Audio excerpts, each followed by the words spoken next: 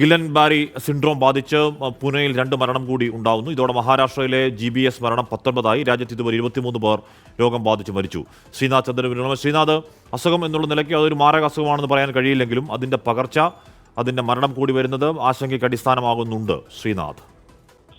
തീർച്ചയായും ആഷ്മി, മുൻപ് പല വർഷങ്ങളിലും ഗില്ലൻ ബാരി സിൻഡ്രോം രാജ്യത്തെ പലയിടങ്ങളിൽ സ്ഥിരീകരിക്കപ്പെട്ടിട്ടുണ്ട്. പക്ഷേ ഈ കുറഞ്ഞ കാലയളവിന് ഉള്ളിൽ ഇത്രയധികം കേസുകൾ ഒരുമിച്ച് ഉണ്ടാവുന്നത് ഇതാദ്യമാണ്. ജനുവരി മുതലുള്ള ഈ ഒരു 2 മാസത്തെ കണക്ക് മാത്രമാണ് ഇത്രയധികം രോഗികൾ മഹാരാഷ്ട്രയിൽ ഉണ്ടാവുന്നത്. 211 പേരിൽ ഇതിനോടകം രോഗം സ്ഥിരീകരിച്ചിട്ടുണ്ട്. അതിലേറെ ആളുകൾക്ക് ഈ രോഗസാധ്യത കൽപ്പിക്കുന്നുമുണ്ട്. പലരുടെയും സാമ്പിൾ പരിശോധന ഫലമൊക്കെ വരേണ്ടിയിരിക്കുന്നു. അങ്ങനെയെങ്കിൽ ഈ രോഗബാധിതരായ ആളുകളുടെ എണ്ണം ഇനിയും വർദ്ധിക്കാനുള്ള സാധ്യതയുണ്ട്. പൂനെയിൽ 2 പേരാണ്, 26, 37 വയസ്സുള്ള 2 പേരാണ് മരിച്ചത്. ഇതോടെ മഹാരാഷ്ട്രയിലുള്ള മരണസംഖ്യ 19. പക്ഷേ മറ്റിടങ്ങളിലും, നേരത്തെ ആന്ധ്രയിലും കർണാടകയിലും ഒക്കെ തന്നെ ഈ രോഗം സ്ഥിരീകരിക്കപ്പെട്ട ആളുകൾ മരിച്ചിട്ടുണ്ട്. ആ എണ്ണം കൂടി പരിഗണിക്കുമ്പോൾ രാജ്യത്താകെ 23 പേരാണ് ഇതുവരെ ഗില്ലൻ ബാരി സിൻഡ്രോം ബാധിച്ച് മരിച്ചത്.